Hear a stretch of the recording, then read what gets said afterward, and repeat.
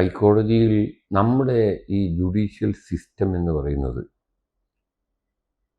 കീഴ്ക്കോടതികളുടെ തെറ്റുകൾ ഉയർന്ന കോടതികൾ തിരുത്താനുള്ള ഒരു പ്രക്രിയയാണ്.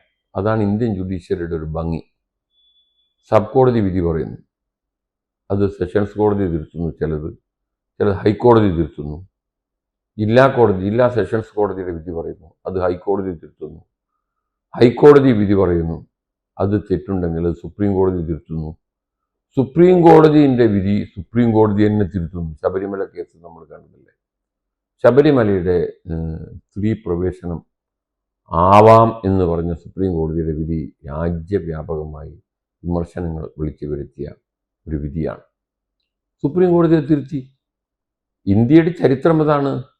സുപ്രീം കോടതി ആരംഭിച്ച 1950 ആദ്യമായി എഴുതിയ ഒരു സുപ്രസിദ്ധമായ വിധി സുപ്രീം കോടതി തെറ്റുപറ്റി എന്ന് സുപ്രീം കോടതി പറഞ്ഞത് 28 വർഷത്തിന് ശേഷമാണ്.